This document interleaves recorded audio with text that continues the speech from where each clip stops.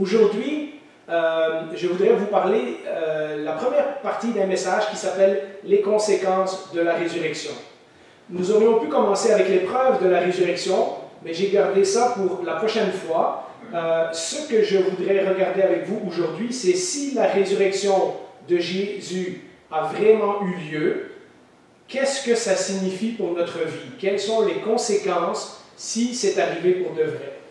Et je pense que le meilleur texte pour nous illustrer ce que la Bible résume sur la résurrection de Jésus est le fameux chapitre de 1 Corinthiens 15 de l'apôtre Paul, et on peut le mettre au tableau. Je n'ai pas mis tout le chapitre, mais certainement c'est un chapitre que vous pourriez lire chez vous, parce qu'il y a beaucoup de choses sur la résurrection dans ce chapitre-là, mais j'ai mis les versets qui nous concernaient plus particulièrement ce matin, à partir du verset 12 jusqu'au verset 20. Et donc, on lit ce chapitre qui, la résurrection, je vous le rappelle, est le point central de la foi chrétienne, et l'apôtre Paul explique très bien pourquoi.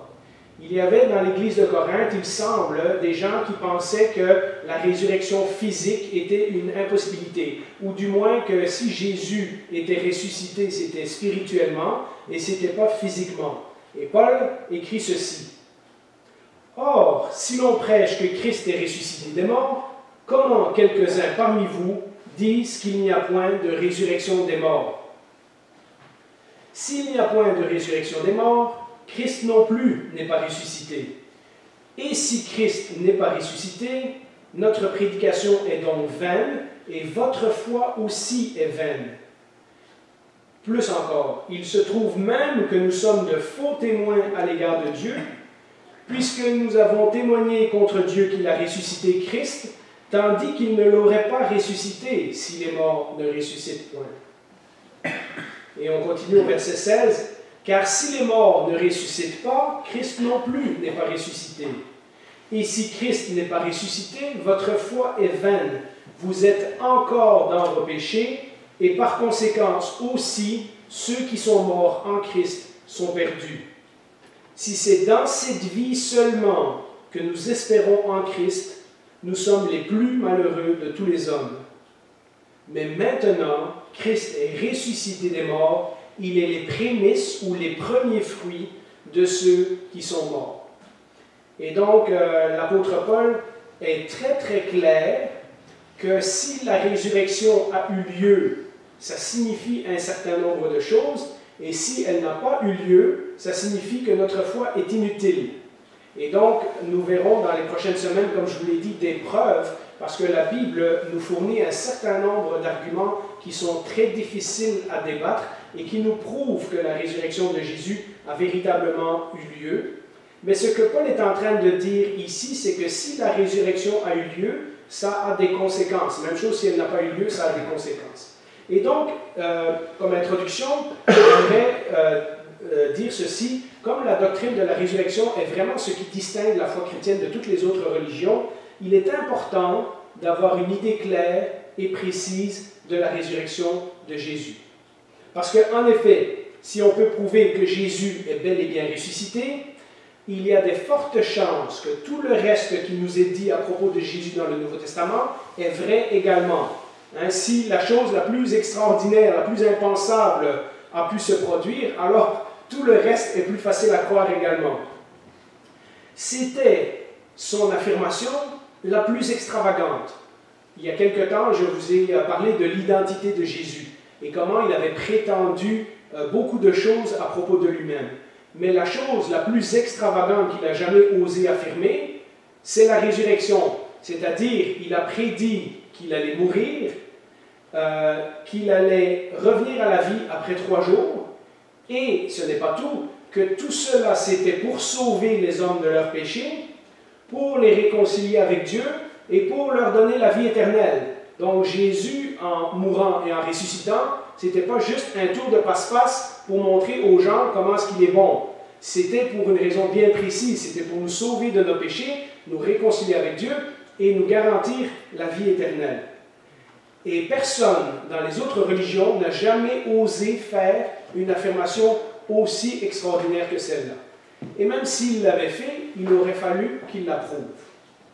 Or, lorsque nous lisons le Nouveau Testament, les disciples écrivent qu'ils ont été témoins de ces choses, et donc, si on se fie sur leurs paroles, on peut dire que Jésus a véritablement prouvé que son message était vrai en ressuscitant. Il est important, tout de suite, de se rendre compte qu'on ne parle pas, comme c'était le cas de certains Corinthiens, d'une survivance spirituelle, c'est-à-dire le message de Jésus est resté, mais pas le corps. Le corps de Jésus est dans un tombeau. On parle d'autre chose. Ce n'est pas non plus une résurrection temporaire. Vous savez que dans l'Ancien Testament, et même au temps de Jésus, puisqu'il a ressuscité Lazare, il y a quelques récits dans la Bible qui nous parlent de gens qui étaient morts et qui sont revenus à la vie. Évidemment, ces gens-là ne sont pas vivants avec nous aujourd'hui. Ce qui veut dire qu'à un moment donné, ils sont morts de nouveau. Lorsqu'on parle de la résurrection de Jésus, on parle d'un phénomène tout à fait différent. On parle d'une personne qui était morte, qui est revenue à la vie dans un nouveau corps glorifié et dont ce corps ne peut plus jamais mourir. Et c'est pour ça que Paul finit son texte dans 1 Corinthiens 15 au verset 20 en disant « Il est les premiers fruits ». Ou dans un autre texte, il nous dit « Il est le premier d'entre ceux qui sont ressuscités des morts, afin d'être en tout le premier ». Et donc la résurrection de Jésus, et l'apôtre Paul nous dit « C'est vraiment important qu'on croit que c'est le corps de Jésus, que c'est Jésus lui-même en personne qui est revenu à la vie, et non pas simplement son idée ou son message. » Ainsi, la plus grande preuve que Jésus était réellement ce qu'il disait être, toutes les affirmations qu'il a faites pendant sa vie, c'est sa résurrection. Et si sa résurrection est vraie, alors cette question a d'énormes implications sur le reste de notre vie. Si cela s'est vraiment passé, alors on peut se demander, est-ce qu'il y a une vie après notre mort ici-bas? Est-ce qu'il y a une vie éternelle? Et que faire du reste des paroles de Jésus? Et on le verra dans quelques minutes, d'autres affirmations que Jésus a faites. Si sa résurrection est la preuve qu'il a dit vrai, au moins sur cette chose-là, sur quoi d'autre est-ce qu'il a dit la vérité? Donc, ma question ce matin, c'est qu'est-ce qui est si important d'affirmer la résurrection physique de Jésus-Christ? Eh bien, le premier point, c'est que c'est une preuve que l'Ancien Testament a dit la vérité. Et je vous explique. On pourrait aborder la résurrection sous toutes sortes de facettes. Historiquement, on pourrait avoir une approche scientifique, mais pour nous, chrétiens, 2000 ans plus tard, ce que nous avons dans la Bible, ce sont les témoignages des disciples qui ont vécu avec Jésus, qui l'ont vu crucifié et qui ensuite l'ont vu vivant de nouveau. Il est donc important pour nous d'être convaincus que nous nous appuyons sur des témoignages véridiques. Or, les disciples qui se référaient à la Bible de leur époque, et rappelez-vous que la Bible de leur époque, c'est l'Ancien Testament, puisque les écrits du Nouveau Testament n'ont pas encore été écrits. Les disciples qui se référaient donc à ce qu'ils avaient de la parole de Dieu à ce moment-là, n'arrêtent pas de faire constamment référence à l'Ancien Testament. Pourquoi la véracité de l'Ancien Testament est importante? Paul nous l'a dit au verset 15 de 1 Corinthiens 15, et là je l'ai mis dans la traduction du Semeur, qui est un petit peu plus vivante.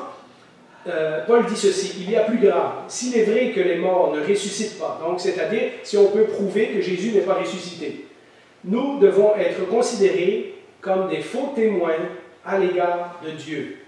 En effet, nous avons porté témoignage que Dieu a ressuscité Christ d'entre les morts, tandis qu'il ne l'aurait pas ressuscité. Et donc, Paul est en train de dire, si on a menti, on n'a pas menti juste à propos de Jésus, on a menti également à propos de Dieu. Parce que, pour les apôtres, lorsqu'ils parlent de la résurrection, ils vont dire, partout dans le Nouveau Testament, c'est ce qui avait été annoncé dans l'Ancien Testament. Et donc, pour eux, c'est très important de savoir que l'Ancien Testament a dit vrai. Et lorsque nous parcourons l'Ancien Testament, nous découvrons qu'en effet, il y a beaucoup de textes qui nous parlent que le Messie devait souffrir, qu'il devait mourir et qu'il devait ressusciter pour établir le royaume de Dieu.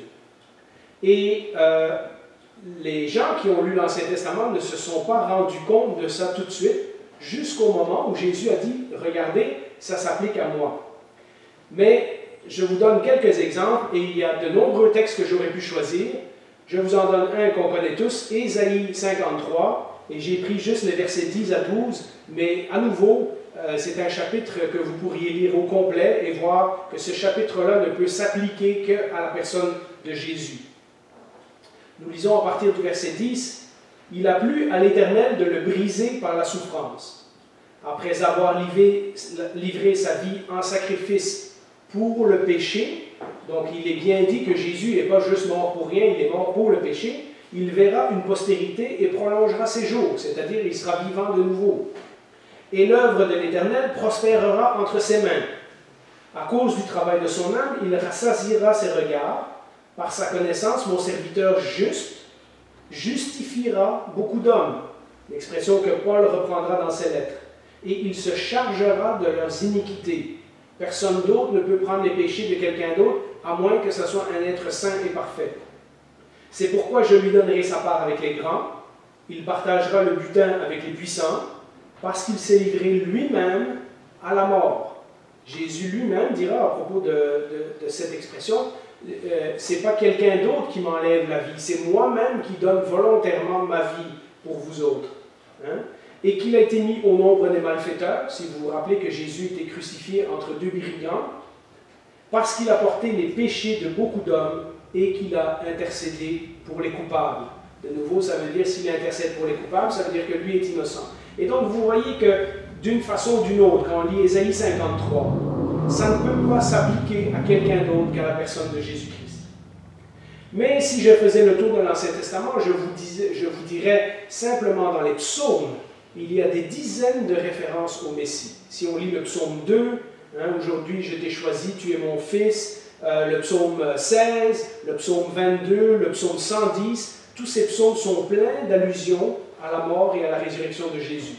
Je vous invite d'ailleurs à lire le psaume 22. Dans le psaume 22, on parle de la lance dans le côté, les mains qui sont percées, la tunique qui est partagée. Mon Dieu, pourquoi m'as-tu abandonné? C'est peut-être le psaume le plus messianique dans tout l'Ancien Testament. Il y a tellement de choses qui arrivent toutes en même temps à une seule personne que ça ne peut pas être autre chose qu'une prophétie, une prédiction de ce que Jésus a vécu sur Golgotha.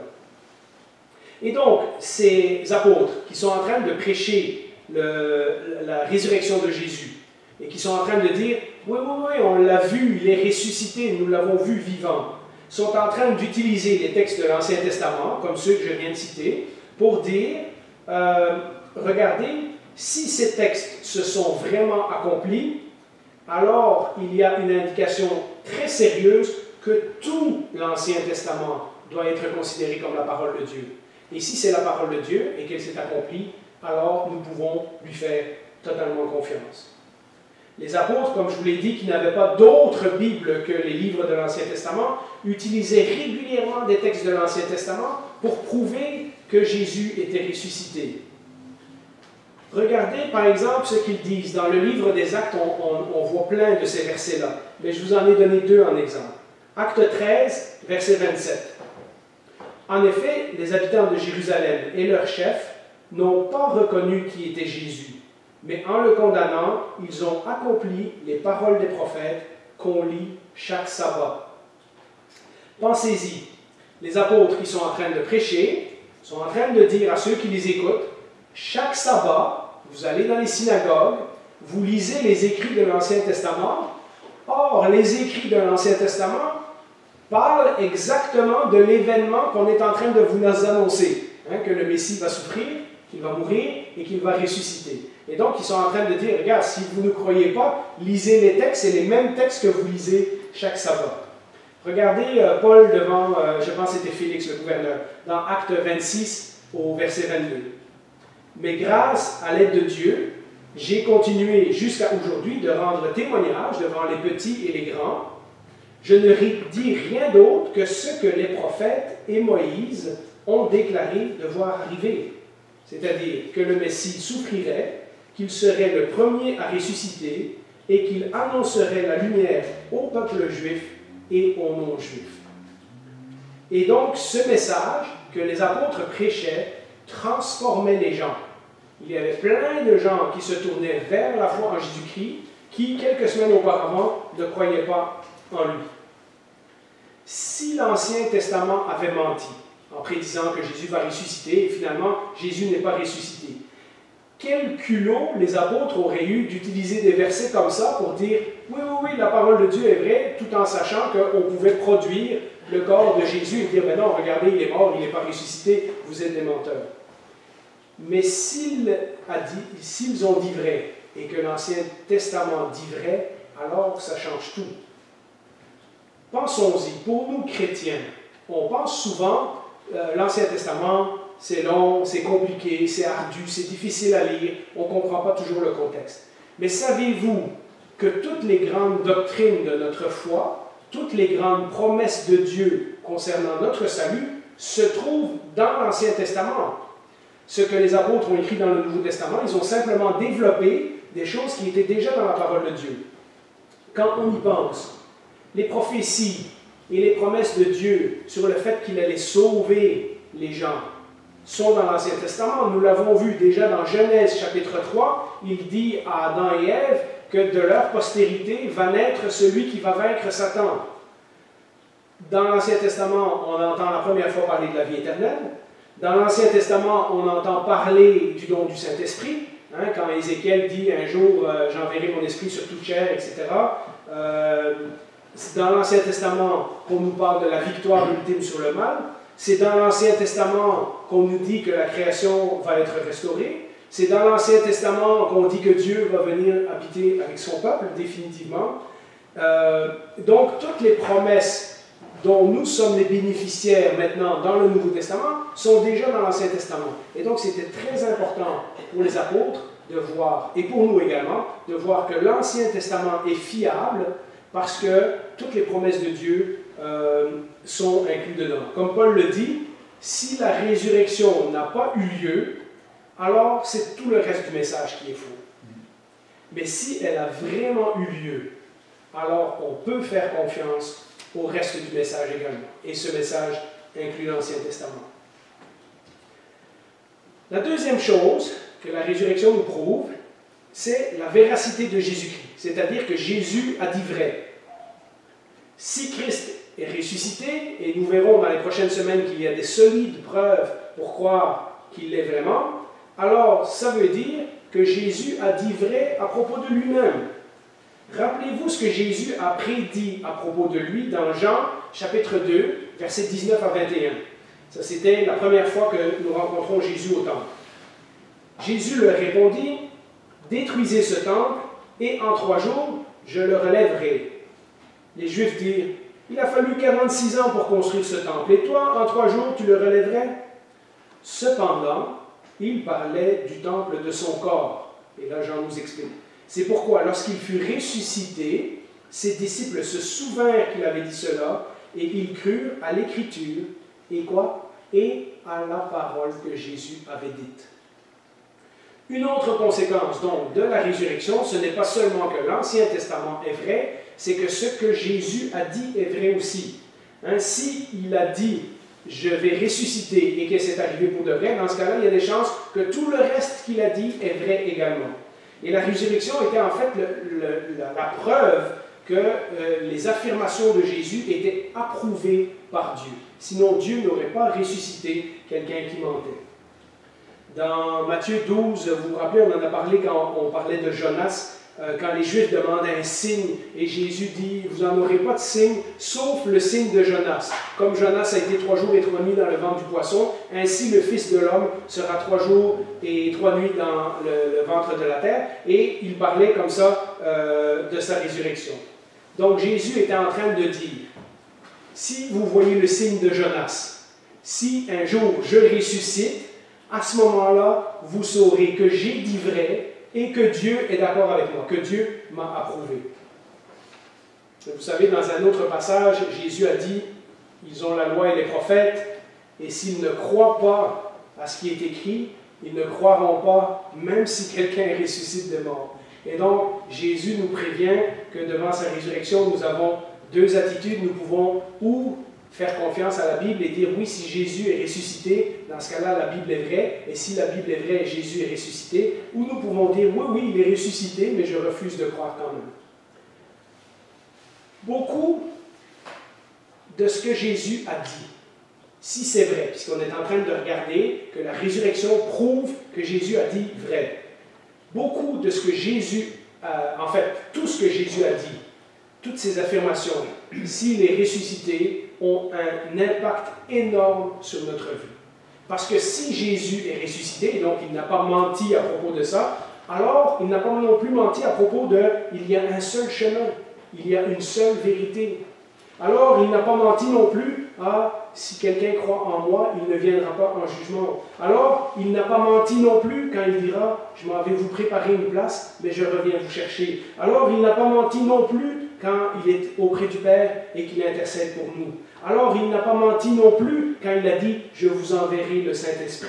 Alors il n'a pas menti non plus quand il a dit que si nous croyons en lui, nous vivrons éternellement. Et vous voyez pourquoi c'est si important de croire que la résurrection de Jésus est véritablement arrivée, parce que s'il a dit vrai sur ça, il a dit vrai sur toutes les autres promesses. D'ailleurs, certains de ses ennemis qui avaient bien compris les implications de ce message ont été voir Pilate et se sont assurés que le tombeau soit bien gardé. Malheureusement, il aurait peut-être été mieux pour eux de ne pas aller voir Pilate. En effet, si, à la rigueur, on avait pris Jésus, on l'avait mis dans un tombeau, mais qu'il n'y avait pas de pharisiens, qu'il n'y avait pas de garde, qui n'avaient pas été voir Pilate, qu'ils n'avaient pas mis une pierre devant la tombe, qu'ils n'avaient pas mis des sceaux autour de la tombe, et que le corps avait disparu. On aurait pu dire à la rigueur, ben, vous voyez, les disciples l'ont volé.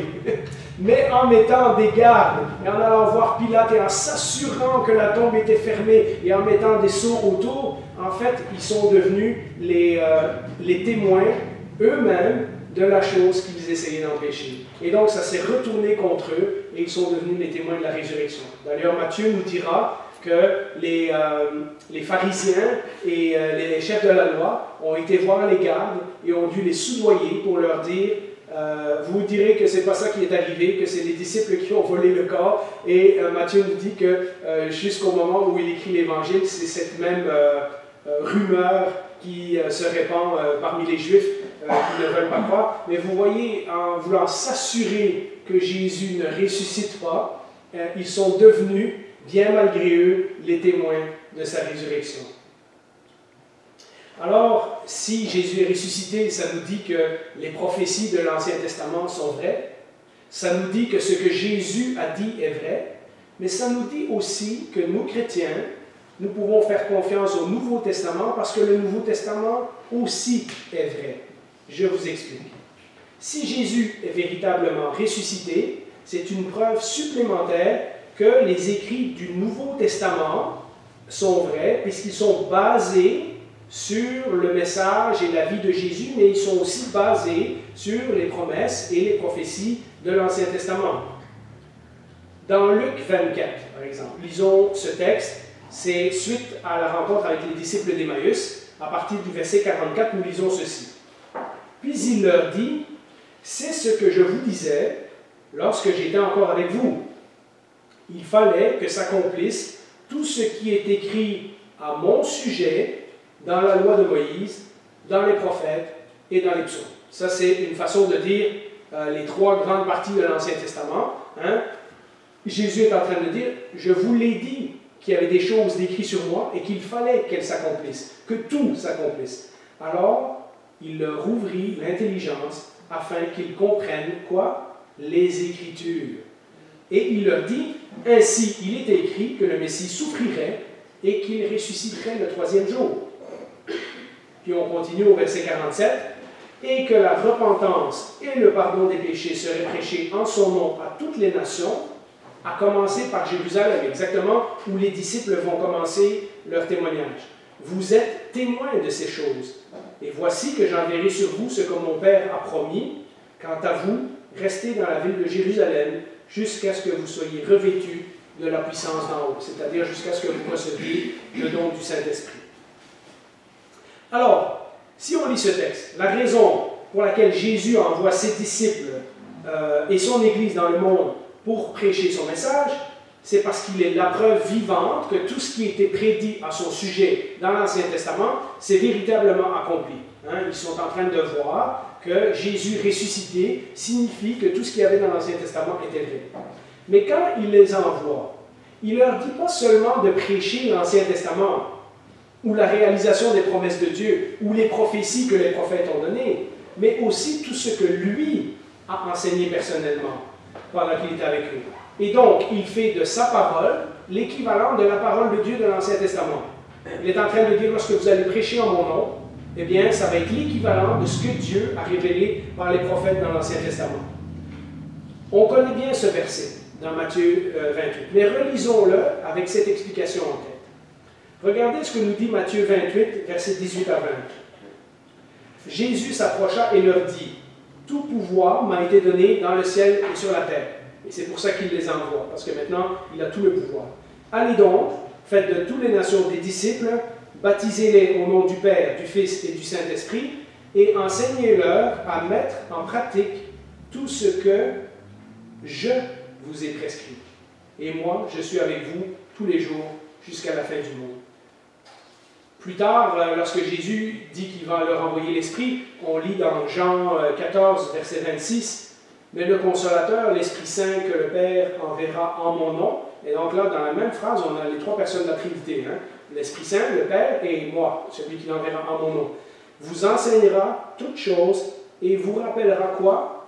Tout ce que je vous ai dit. » Jésus est en train de dire, le même Esprit qui a inspiré l'Ancien Testament va vous rappeler mes paroles, parce que c'est le même Esprit qui a inspiré mes paroles.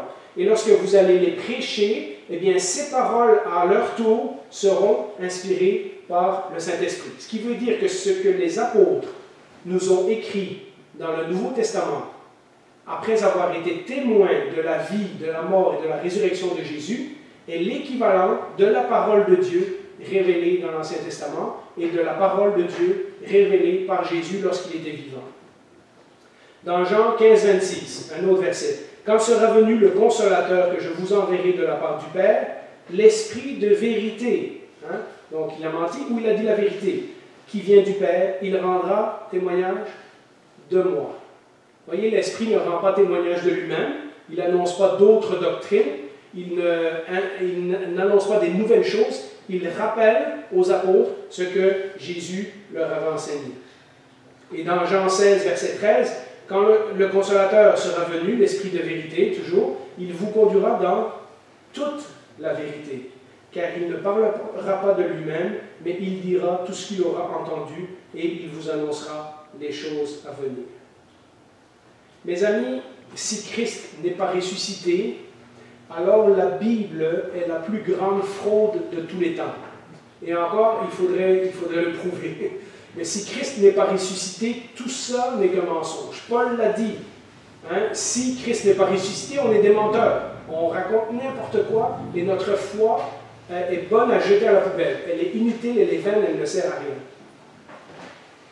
On ne peut pas, comme certains chrétiens ont essayé de le faire dans le dernier siècle, garder le message moral de Jésus, comme on écouterait par exemple Confucius ou Gandhi, en disant « Ah ben oui, Jésus c'était une bonne personne, il a un bon message. » Paul dit « S'il n'est pas vraiment ressuscité, alors tout ça c'est des mensonges. » Donc, ça ne sert à rien de garder une partie de la moralité ou de l'éthique de Jésus, parce que c'est un menteur. Hein? Et si il est ressuscité, alors tout ce qui est écrit dans l'Ancien Testament et dans le Nouveau Testament, puisque le Nouveau Testament, c'est ce que les apôtres nous ont écrit comme témoignage sur ce qu'ils ont vu et entendu de Jésus. À ce moment-là, tout ce qui est écrit dans le Nouveau Testament est la parole de Dieu, confirmée par le Père, le Fils et le Saint-Esprit. Le Nouveau Testament, en d'autres mots, est digne de confiance parce que Christ l'a prouvé en ressuscitant des morts.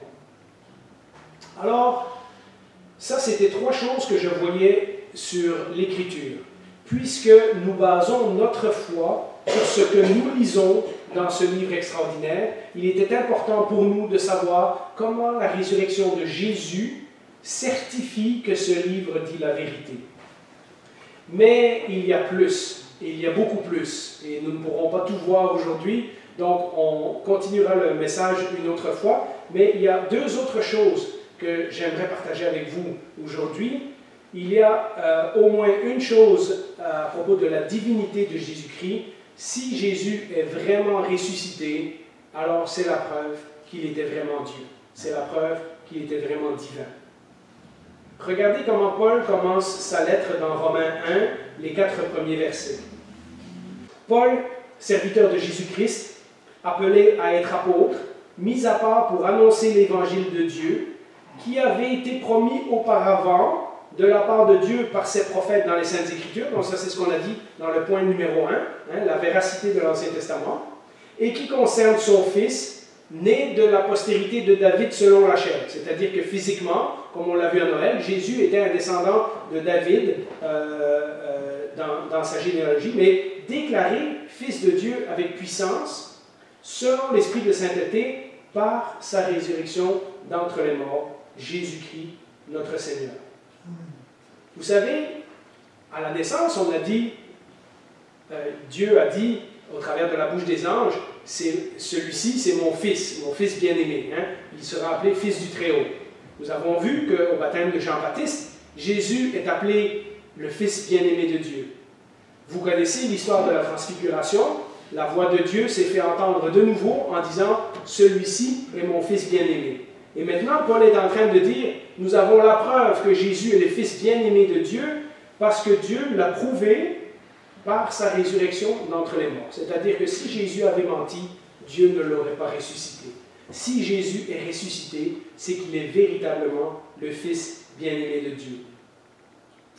Jésus, tout au long de son ministère, n'a pas arrêté, et dans l'évangile de Jean, c'est particulièrement clair, d'affirmer qu'il était ce Fils bien-aimé de Dieu. Nous avons vu donc à sa naissance, à son baptême, à sa transfiguration, et ici à sa résurrection. Mais en plus d'affirmer qu'il était le Fils bien-aimé de Dieu, il n'a pas cessé d'affirmer qu'il était l'égal à Dieu. Dans l'évangile de Jean, il y a peut-être une douzaine de fois où Jésus dit « Je suis » en utilisant le nom de Dieu de l'Ancien Testament. Et il y a quelque temps, on a fait un message sur toutes les affirmations que Jésus avait dit à propos de lui-même, mais je vous en cite deux juste comme rappel. Dans Jean 14, verset 9, il dit « Celui qui m'a vu a vu le Père ». Vous vous rendez compte de quel culot ça prend pour quelqu'un de dire ça si ce n'est pas vrai?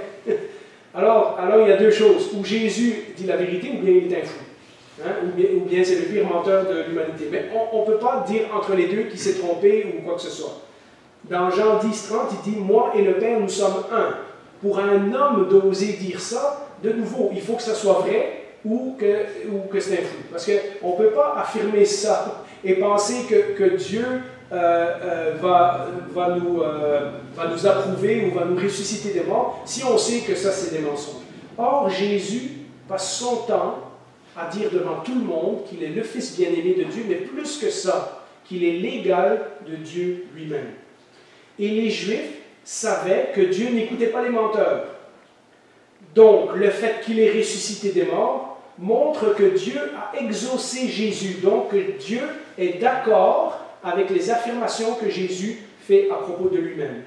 D'ailleurs, il y a même un texte dans Hébreu qui nous dit que pendant les jours de sa chair, il a supplié avec des larmes et avec angoisse que Dieu le délivre, et Dieu l'a exaucé. Et là, on pourrait se dire, attends une minute, Jésus a supplié que Dieu le délivre, mais Dieu ne l'a pas exaucé puisqu'il est mort sur une croix. Oui, mais Hébreu nous explique que Dieu l'a exaucé en le ressuscitant des morts. Donc même si Jésus est passé par la mort, Dieu a approuvé Jésus en le ramenant à la vie, parce qu'il n'était pas possible que la mort le garde prisonnier.